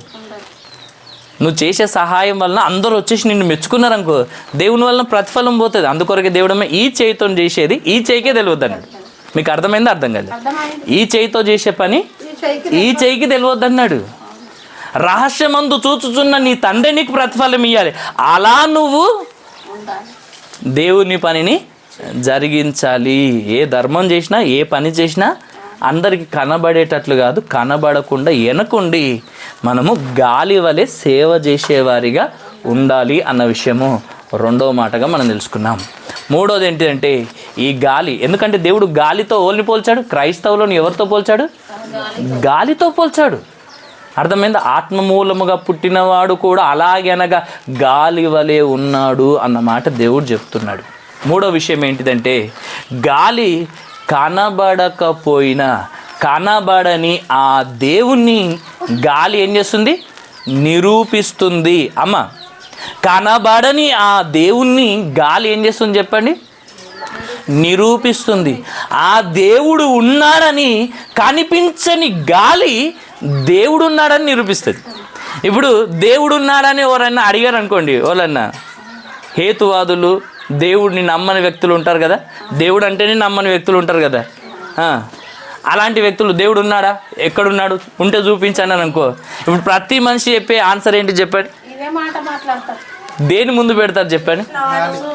గాలినే ముందు పెడతారు. పెడతారంటారా పెట్టరంటారా? గాలినే ముందు పెడతారు. గాలి ఉందా అని అడుగుతారు, ఉంది, చూపించు అని అంటే యేసుప్రభు దాని శబ్దమును నువ్వు విందువే కానీ దాన్ని నువ్వు చూడవు. దాని లక్షణం అది. కనబడదు కానీ ఉన్నది. దాన్ని మనం పీల్చుకుంటున్నాం, స్పర్శిస్తున్నాం, దాని శబ్దాన్ని మనము వింటున్నాం. దానివల్లనే చెట్లు ఊగుతున్నాయి, అవునా కదా, కదులుతున్నాయి, అవునా కదా. ఇప్పుడు గాలి ఏం చేస్తుందంటే కనబడని ఆ దేవుడున్నాడని నిరూపిస్తుంది. ఇప్పుడు మనం ఏం చేయాలంటే ఆ కనబడని ఆ దేవుడున్నాడని నీవు కూడా నీ బ్రతుకులో నిరూపించే విధంగా ఉండాలి. వాళ్ళు చర్చికి వచ్చి దేవుడు ఉన్నాడని కాదు తెలుసుకోవాల్సింది, నిన్ను చూసి, నీ భక్తి విశ్వాసాలను చూసి ఏం తెలుసుకోవాలి? ఎదుటివారు దేవుడున్నాడని నీ ద్వారా తెలుసుకునే విధంగా నీ బ్రతుకులో దేవుణ్ణి నిరూపించే విధంగా నేను ఉండాలి అన్న మాట మనం తెలుసుకుంటున్నాం. ఎన్ని విషయాలు తెలుసుకున్నాం ఇప్పటివరకు? గాలి నేర్పించే గుణపాఠాల్లో మనం ఎన్ని తెలుసుకున్నాం? ఇప్పుడు 3. ఇప్పుడు 4వ చెప్తున్నాను, రాసుకోనండి. 4వది ఏంటంటే గాలి నేర్పించే గుణపాఠాల్లో 4వది ఏంటంటే గాలి నిరంతరం తిరుగుతుందా, అప్పుడప్పుడే తిరుగుతుందా? అంటే మనకేమర్థమైందంటే గాలి రెస్ట్ తీసుకోకుండా గాలి నిరంతరం పని చేస్తూనే ఉంది. ఏం చేస్తుంది? గాలి రెస్ట్ తీసుకోవట్లేదు. మనం ఏం చేస్తాం? పొద్దంతా పని చేస్తాం, సాయంత్రం రాగానే రెస్ట్ తీసుకుంటాం. ఎప్పుడైనా గాలి రెస్ట్ తీసుకున్నట్టుగా ఉందా? ఒకవేళ గాలి రెస్ట్ తీసుకుంది అనుకోండి, గాలి తిరగడము ఆగిపోయింది అనుకోండి, అర్థమైందా? పిట్టలు రాలిపోయినట్టుగా రాలిపోతారు మనుషులందరూ. గాలి పని చేయడం ఆగిపోతే మనుషులందరూ పిట్టలు రాలిపోయినట్టు రాలిపోతారు. అంటే మనుషులందరూ బ్రతకాలంటే ఇప్పుడు గాలి ఏం చేయాలి? ఇప్పుడు నిరంతరం పని చేయాలి. ఇప్పుడు మనం పండుకున్నాం, మన గుండె ఏం చేస్తుంటుంది? పని చేస్తూనే.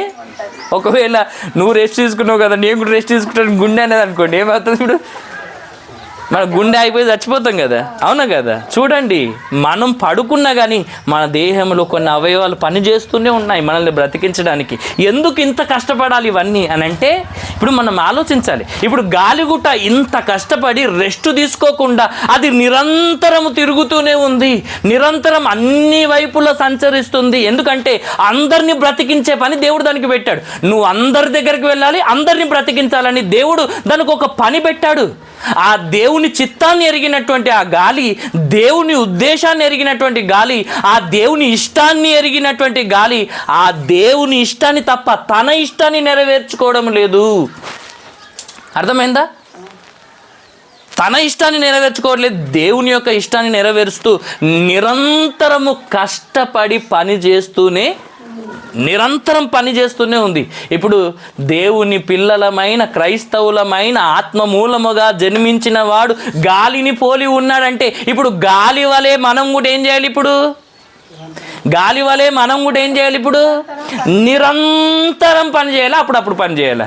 అందుకొరకే బైబిల్ ఏమని రాయించాడో తెలుసా? తిమోతి గ్రంథంలో సమయమందును అసమయమందును అంటే రాత్రైనా పగలైనా ఎప్పుడైనా సరే నువ్వు చేయవలసినటువంటి పని ఏంటిది అంటున్నాడంటే, దేవుడు సువార్తను ప్రకటించాలి అని మాట్లాడుతున్నాడండి. ఎందుకు ఈ పని అంటున్నాడు?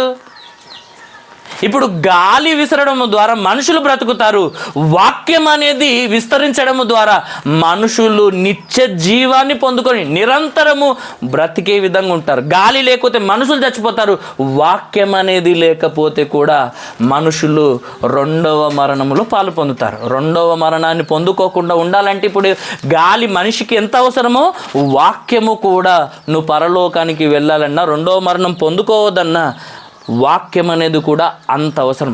కాబట్టి ఇప్పుడు ఆ వాక్యాన్ని ప్రకటించే పనిలో నేను ఎలా ఉండాలంట?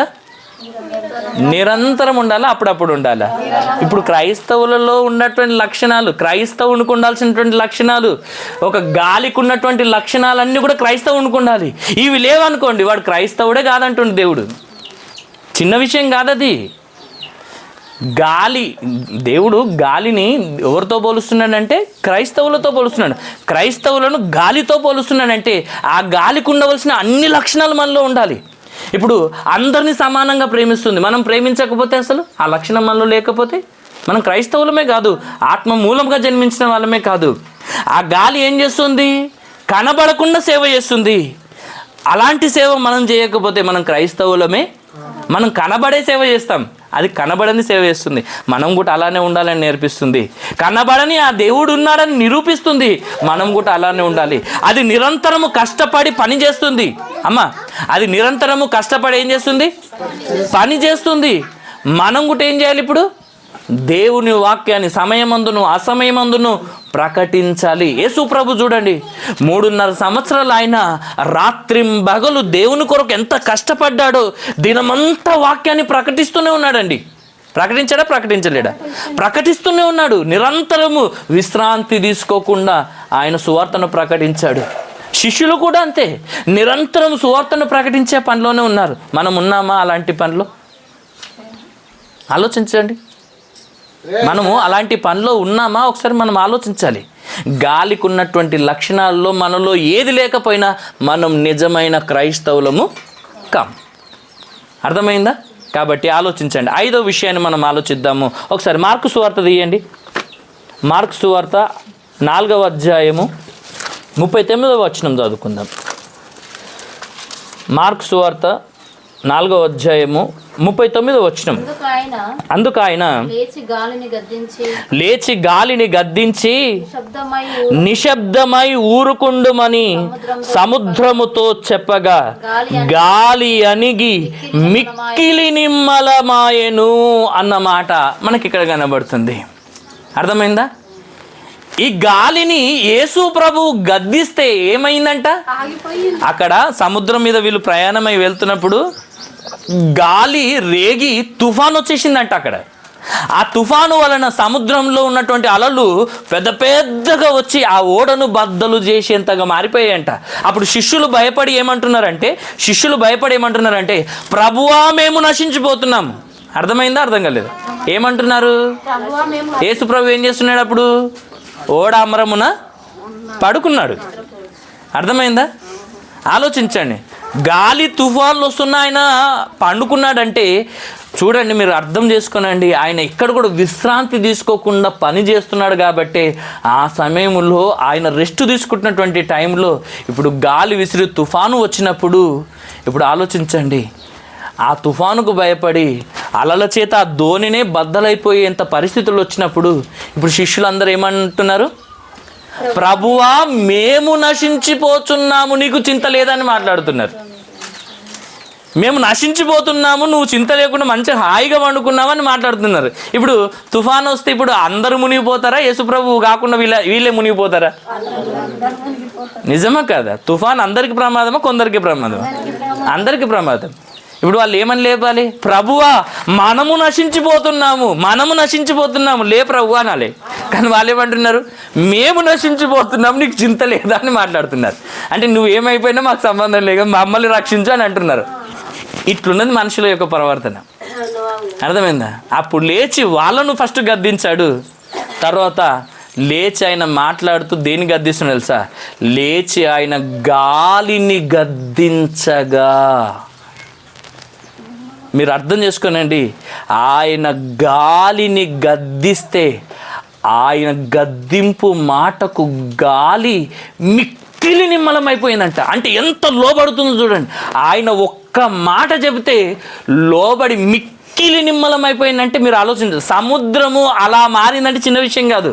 మిక్కిలి నిమ్మలం అంటే ఇప్పుడు చెరువులో ఉన్న నీళ్ళే ఎప్పటికీ కదులుతూనే ఉంటాయి, అట్లనే ఉంటాయా? సముద్రంలో అయితే పెద్ద పెద్ద అలలు వస్తుంటాయి, అవునా కదా? ఇప్పుడు కుండలో ఉన్న నీళ్ళు ఉండదు, లేదా బిందెలో ఉన్నటువంటి నీళ్ళు ఎట్లా ఉంటాయి? నిమ్మలంగా కదలకుండా అలానే ఉంటాయి. ఆయన గద్దించినప్పుడు గాలి అణిగి నిమ్మలమైనప్పుడు అంతకుముందు ఆ అలల చేత ధోనినే బద్దలైపోయేటట్లుండే, అలాంటిది నీళ్లు సముద్రంలో మిక్కిలి నిమ్మలంగా మారిపోయాయి, కదలకుండా మారిపోయినాయి. అంటే ఆయన మాటకు గాలి ఏం చేస్తుంది? లోబడుతుంది అన్న విషయాన్ని మనం నేర్చుకున్నాం. ఇప్పుడు యేసు ప్రభు మాటకు గాలి లోబడుతుంది, గాలి యేసు ప్రభు మాట వింటుంది. అదే యేసు ప్రభు మనకెన్నో మాటలు చెప్పాడు, ఎన్నో విషయాల్లో మనల్ని గద్దిస్తున్నాడు. మనం మారాలని, మన బ్రతుకును మార్చుకోవాలని ఎన్ని విషయాలకు లోబడ్డాం? అర్థమైందా? అర్థం కాలేదా? ఎన్ని విషయాలకు మనము లోబడుతున్నామో ఒకసారి మనం ఆలోచించాలి. 5వ విషయం అయిపోయిందా? ఇప్పుడు 6వ విషయం మనం ఆలోచిద్దాం. 6వ విషయం ఏంటంటే, ఈ గాలి ఏం చేస్తుందంటే మండించే గుణాన్ని కూడా కలిగి ఉంటుంది. అర్థమైందా? అర్థం కాలేదు. ఈ గాలి ఏం చేస్తుందంటే మండించే గుణాన్ని కూడా కలిగి ఉంటుంది. ఇప్పుడు మనము కూడా ఏం చేయాలి? ఏం చేయాలి? గాలి మండించే గుణాన్ని కలిగి ఉంటుంది. ఇప్పుడు మనం కూడా ఏం చేయాలి? ఇప్పుడు ఇద్దరు మంచుగా ఉన్నటువంటి వ్యక్తుల మధ్య చిచ్చు పెట్టి వాళ్ళ మధ్య మంట పెట్టడం, ఈ దాని గురించి కాదు దేవుడు మాట్లాడుతుంది. అర్థమైంది? ఇద్దరు మంచుగా ఉన్న వ్యక్తుల మధ్య చిచ్చు పెట్టి మంట పెట్టడం, ఇలాంటి మంట గురించి మాట్లాడతలేడు. ఇప్పుడు యోహాను గురించి దేవుడు మాట్లాడాడు, బాప్తిస్మ ఇచ్చే యోహాను. ఆయన గురించి ఏమని మాట్లాడంటే, యోహాను గురించి మాట్లాడుతూ ఇతడు మండుచు ప్రకాశించు దీపము అంటున్నాడు. అంటే ఆయన ఎలా ఉన్నాడంటే మండుచు ప్రకాశించుతున్నటువంటి వ్యక్తిగా కనబడుతున్నాడు. అర్థమైందా? ఇప్పుడు మనము కూడా ఎలా ఉండాలి? మనము మండుతూ ఇతరులను మండించే విధంగా మనము ఉండాలి. లూకాసు వార్త 24వ అధ్యాయము 34వ వచనంలో ఒక మంచి మాట ఉంటుంది. లూకాసు వార్త 24వ అధ్యాయం 34వ వచనంలో ఒక మంచి ఉంటుంది అనమాట. యేసు ప్రభు తిరిగి లేచిన తర్వాత తన శిష్యులతో మాట్లాడుతున్నప్పుడు ఆ శిష్యులు అంటున్నారు, ఆయన లేఖనములను మన ముందు పెట్టి మనతో మాట్లాడుతున్నప్పుడు, ఆయన మాటలు వింటున్నప్పుడు మన గుండె, మన హృదయము ఆ మాటల వలన మండుచుండలేదా అని మాట్లాడుతుంటారండి. అర్థమైందా? కాబట్టి ఆలోచించండి, మనము కూడా ఎలా ఉండాలంటే మండేవారిగా ఉండాలి, మండించేవారిగా ఉండాలి. ఆత్మను ఆర్పకుడి అన్న మాట బైబిల్లో ఉంది. అంటే ఆత్మను ఆర్పకుడు అంటే ఆత్మకు ఒక స్వభావం ఉంటుంది. ఆ స్వభావం ఏంటంటే మండించే గుణాన్ని కలిగి ఉంటుంది. అర్థమైందా? మనము మండించే విధంగా ఉండాలి కానీ ఆర్పేసే విధంగా ఉండదు. ఆర్పేసే గుణం ఎవరిది? సాతానుది. మండించే గుణం క్రైస్తవుడు కలిగి ఉండాలి. ఇప్పుడు నేను మీకు ఉదాహరణ చెప్తాను. ఇప్పుడు గాలిలో ఉన్నటువంటి ఆక్సిజన్ ఏం చేస్తుందంటే మండించేటట్లు చేస్తుంటుంది. అర్థమైందా? ఇప్పుడు మన గ్యాస్ ఉంటుంది. గ్యాస్ ఉన్నప్పుడు గ్యాస్ ఆన్ చేసి మనం పైన ఇట్లా ముట్టించినప్పుడు గాలి తగిలి గ్యాస్ ఉంటుంది కదా, ఆ గ్యాసు ప్లస్ గాలి తగిలినప్పుడే మంట పుడుతుంది. అదే గాలి అదే గ్యాసు దాంట్లో పైపు గుండా మొత్తం లోపల సిలిండర్లో కూడా ఉంటుంది కదా, ఇప్పుడు అదే గ్యాసు అదే మంట ఇప్పుడు సిలిండర్లో కూడా పోయి పేలిపోవాలి కదా. ఎందుకు పేలిపోవట్లేదు? అర్థమైందా అర్థం కాలేదా? దాని లోపల ఏముండదు ఇప్పుడు? అర్థమైందా అర్థం కాలేదా? ఇప్పుడు దాని లోపల మండించే ఆక్సిజన్తో కూడిన గాలి ఉండదు, కార్బన్ డైఆక్సైడ్ ఉంటుంది. అర్థమైందా అర్థం కాలేదా? కాబట్టి అది మండదు. ఇప్పుడు గాలిలో ఉన్నటువంటి ఆక్సిజన్ ఏమో మండించే గుణాన్ని కలిగి ఉంటుంది, కార్బన్ డైఆక్సైడ్ ఏం చేస్తుంటే ఆర్పేసేటట్టు ఉంటుంది. అందుకొరకు పెట్రోల్ బంకుల దగ్గర కార్బన్ డైఆక్సైడ్ సిలిండర్లు ఉంటాయి. అర్థమైందా? ఏదన్నా మంటలు వచ్చినాయి అనుకో, ఫస్ట్ ఏం చేస్తారు, ఆ కార్బన్ డైఆక్సైడ్ని తీసుకొని మొత్తం ఇట్లా అదేసరికి మంటలన్నీ ఆరిపోతాయి. అర్థమైందా అర్థం కాలేదా? అలా మనము కూడా ఏం చేయాలంటే మండించేవారిగా ఉండాలి కానీ ఆర్పేసేవారిగా ఉండొద్దు. యోహాను వలె మనం మండుచు ప్రకాశించు దీపముల వలె ఉండాలి. మనలో ఆ దేవుని ఆత్మ మండుతూ ఉండేటట్లు మనమందరము కూడా ఉండాలి అన్న మాట బైబిల్లో మనకు స్పష్టంగా దేవుడు వ్రాయించాడు. ఇంకా ఆ గాలి ఏం చేస్తుందో తెలుసా? శక్తిని పుట్టిస్తుంది అన్న మాట కూడా బైబిల్లో రాయబడింది. ఏం పుట్టిస్తుందంట? శక్తిని పుట్టిస్తుందంట. ఇప్పుడు విద్యుత్ ఎన్ని విధాలుగా తయారవుతుందో తెలుసా? బొగ్గు ద్వారా విద్యుత్ తయారవుతుంది, ఎండ ద్వారా విద్యుత్ తయారవుతుంది, ఇంకా నీటి ద్వారా కూడా విద్యుత్ తయారవుతుంది. ఇంకా చెప్పాలంటే గాలి ద్వారా కూడా విద్యుత్ శక్తి అనేది తయారవుతుంది. అందుకని కొన్ని ఏరియాలో మీరు ఎప్పుడన్నా టీవీలో చూస్తే మీకు అర్థమవుతుంది, పెద్ద పెద్ద స్తంభాలు పెట్టి దానికి పెద్ద పెద్ద ఫ్యాన్లు ఉంటాయి. అవి తిరుగుతున్నప్పుడు ఏమవుతాయంటే దాని ద్వారా శక్తి అనేది పుడుతుంది. ఇప్పుడు మన ద్వారా కూడా ఏం పుట్టాలి చెప్పండి? ఇతరుల్లో మన ద్వారా కూడా ఇతరులు ఏం కావాలి? ఇప్పుడు కొన్ని సందర్భాల్లో బలహీనుడై సమస్యల ద్వారా, కష్టాల ద్వారా, బాధల ద్వారా బలహీనుడై ఆత్మహత్య చేసుకోవాలనుకుంటాడు. అలాంటి వారికి నువ్వు శక్తి ఇచ్చేవారిగా, బలాన్ని ఇచ్చేవారిగా, ధైర్యాన్ని ఇచ్చే విధంగా మనం అందరము ఉండాలని గాలి మనకు ఒక గుణపాఠాన్ని నేర్పిస్తుంది. దానిలో ఉన్నటువంటి లక్షణాలన్నీ క్రైస్తవులలో ఉండాల్సినటువంటి లక్షణాలే కనబడతాయి. చూడండి, ఇంకా క్రైస్తవులలోనైనా ఉండేయేమో కానీ గాలిలో మాత్రం ఆ లక్షణాలు ఎలా ఉన్నాయో ఒకసారి మీరు జాగ్రత్తగా ఆలోచిస్తే మీకు అర్థమవుతుంది. అర్థమైందా అర్థం కాదు? ఇప్పుడు గాలి ఉన్నది. ఎన్నో విషయం ఇప్పుడు మనం నేర్చుకుంది? 7వ విషయం. 8వ విషయం ఏంటంటే గాలి మనకు ఆనందాన్ని కూడా ఇస్తుంది. గాలి ఏం చేస్తుంది? ఇప్పుడు బాగా పనిచేసి వచ్చేసి ఫ్యాన్ వేసుకొని కూర్చోండి, నీకు ఎంత ఆనందాన్ని ఇస్తుంది చెప్పండి? అవునా కదా? బాగా పనిచేసి ఎండాకాలంలో రేకుల కింద వచ్చి కూర్చోండి, గాలి ఆడతలేదు, చెట్టు కిందకి వెళ్ళాలని అంటారా అన్నారా? అవునంటారా కాదంటారా? అంటే గాలి ఏం చేస్తుందంటే ఆనందాన్ని ఇస్తుంది. అది వచ్చిందంటే మనకు ఆనందము కలిగిస్తుంది. ఇప్పుడు మనం కూడా ఎలా ఉండాలంటే ఎక్కడికి వెళ్ళినా మనం వెళ్ళిన చోట వెళ్ళిన వారందరి జీవితాల్లో ఆనందాన్ని పంచే విధంగా మనం అందరము ఉండాలి.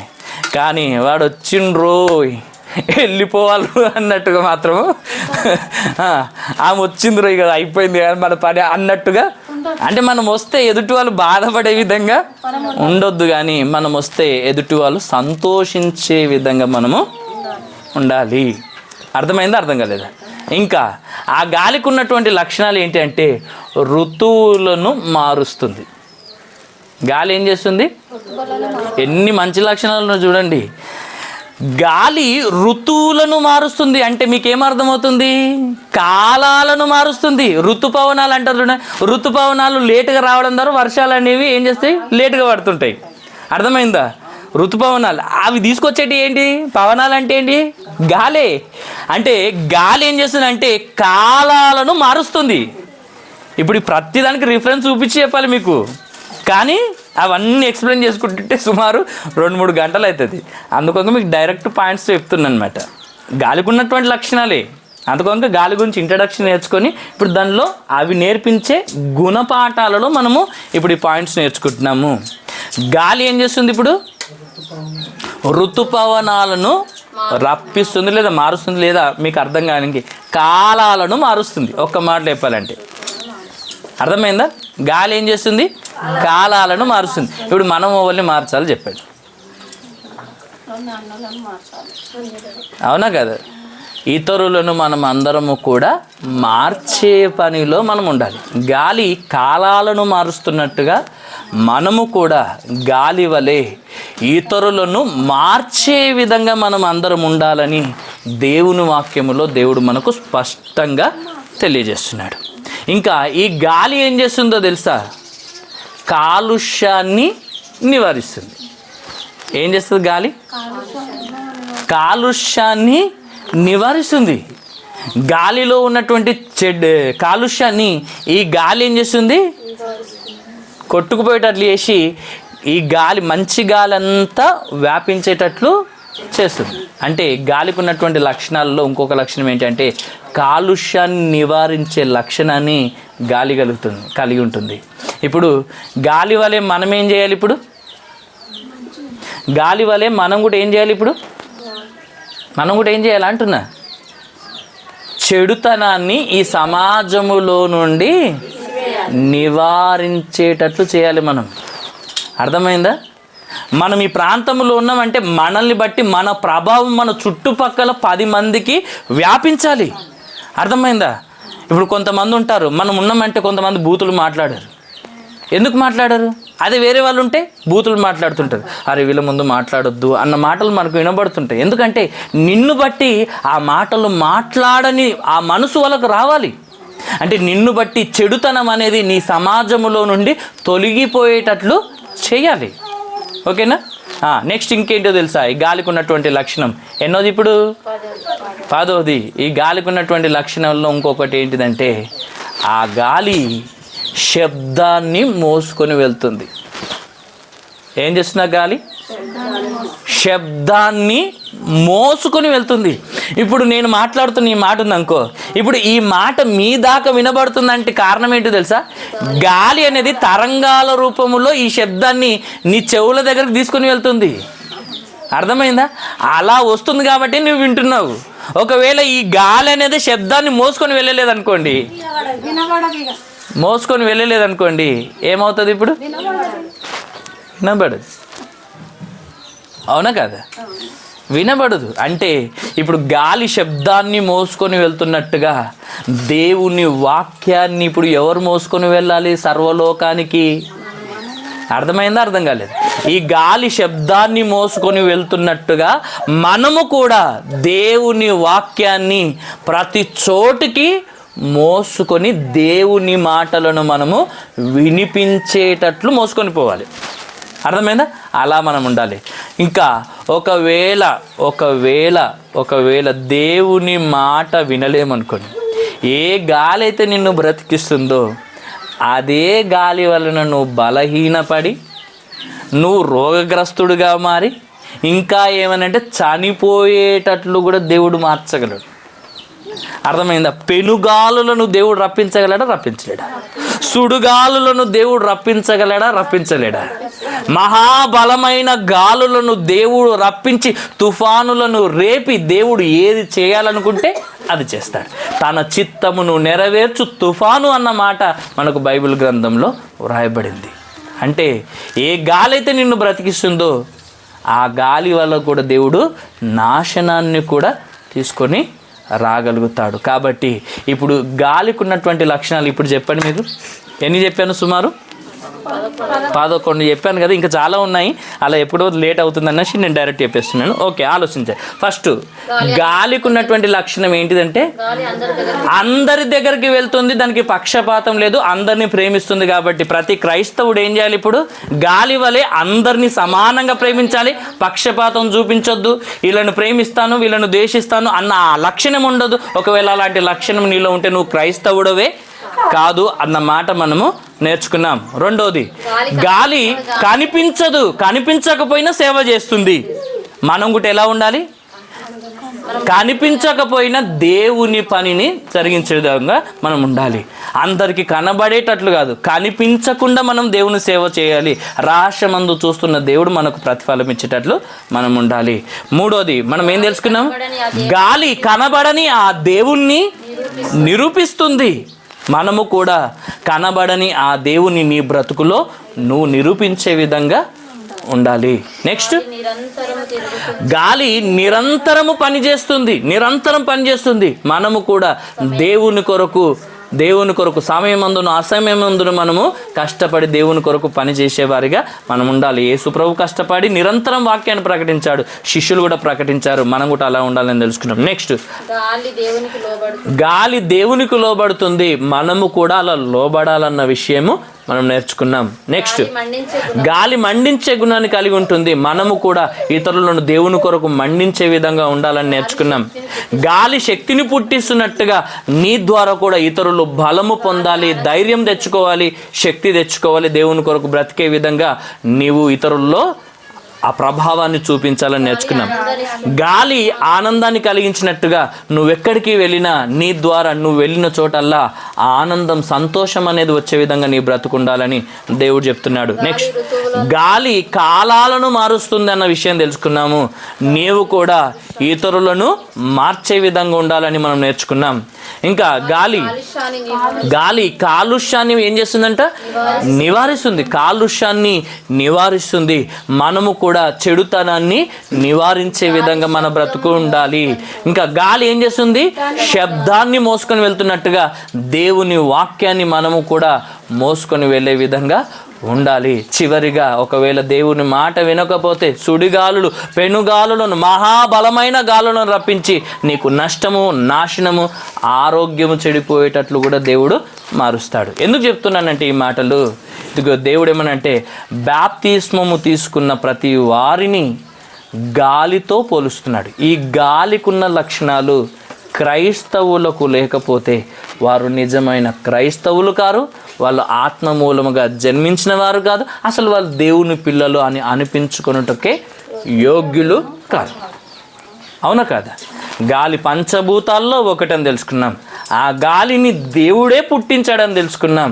ఆ గాలి అనేకమైన వాటిని మోసుకొని వెళ్ళి దేవుని చిత్తాన్ని జరిగిస్తుంది అన్న విషయం తెలుసుకున్నాం. ఆ గాలికి దేవుని చిత్తం ఏంటో తెలుసు, ఆ దేవుని ఇష్టాన్ని జరిగిస్తుంది అన్న విషయం కూడా తెలుసుకున్నాం.